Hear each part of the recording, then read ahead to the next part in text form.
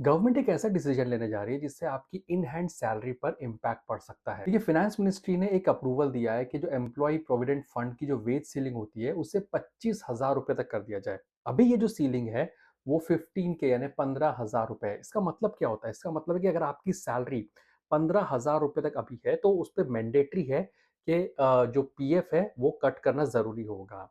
Employer भी equal contribution करेगा जितनी आपकी सैलरी में से डिडक्ट होता है।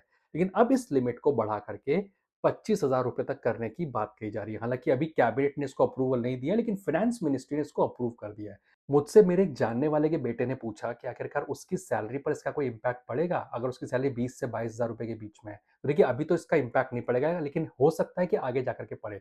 कैसे, देखिए उसको समझते हैं। देखिए, अभी होता क्या है कि आपकी सैलरी अगर मान लीजिए 15,000 रुपए तक है तो उसका 12% तक का कंट्रीब्यूशन आपकी सैलरी से डिडक्ट हो जाता है। कि आपकी सैलरी से 12% डिडक्ट हो जाते हैं और आपके पीएफ के खाते में जमा हो जाते हैं। अब पेंशन के लिए आपके जो सैलरी है उसमें से कुछ नहीं कटता है, तो टोटल आपका जो कंट्रीब्यूशन 12% का रहता है। और आपका एम्प्लॉयर क्या पे करता है? एम्प्लॉयर अप्रोक्सीमेटली 3.67% आपके पीएफ अकाउंट में डालता है और बाकी का जो 8.33% है वो आपके पेंशन अकाउंट में जाता है। टोटल तो 12% ही कटता है, आपको पता भी नहीं चलता, लेकिन हाँ, ये स्प्लिट इस तरह से होता है जो टोटल 12% का आता है। गवर्नमेंट भी 1.16% के आसपास कंट्रीब्यूट करती है आपके पेंशन अकाउंट के अंदर। तो ये एक तरह से होता है अभी तक, जिसकी सैलरी 15,000 तक है। लेकिन अब गवर्नमेंट कह रही है कि इसको लिमिट को 25,000 तक किया जा सके। अब ये 25,000 होती है तो क्या हो जाएगा? जैसे मान के चलिए, अगर आपकी सैलरी 25 बेसिक जो आपकी जो बेसिक सैलरी अगर 25,000 होती है तो 3,000 रुपए आपकी सैलरी में से डिडक्ट हो जाएगा, जो कि मान लीजिए 22,000 रुपए हो गया। अब एम्प्लॉयर कितना कंट्रीब्यूट करेगा? एम्प्लॉयर कंट्रीब्यूट करेगा 1750 रुपए, जो कि पीएफ का कंट्रीब्यूशन होगा। यानी कि ये वो है 3.67%, जो कि आपकी 25,000 की सैलरी पर कैलकुलेट होगा।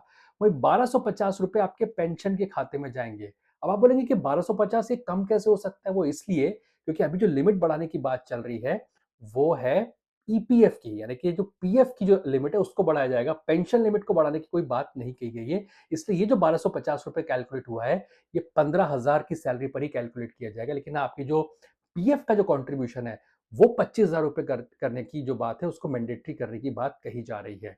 अगर ऐसा होता है तो ये चीज लागू होगी अप्रोक्सीमेटली, मान के चलिए अगले फाइनेंशियल यानी कि अप्रैल 2027 तक इस बात को लागू किया जा सकता है, क्योंकि अभी इसको कैबिनेट नोट मिलना भी बाकी है। तो आप मुझे कमेंट में जरूर बताइएगा कि ये जो डिसीजन है कि 25,000 तक जिनकी सैलरी है उसका मैंडेटरी अब पीएफ कटेगा, तो ये आपको कैसा लगता है? क्या इससे आपकी सेविंग्स होगी और ये आपके हित में है? आपको लगता है कि हमें इन हैंड सैलरी ज्यादा चाहिए और डिसीजन आपका होना चाहिए कि आप उस पैसे को स्टॉक्स में लगाते हैं, म्यूचुअल फंड्स में लगाते हैं, या फिर कोई कंजर्वेटिव फंड के अंदर लगाते हैं?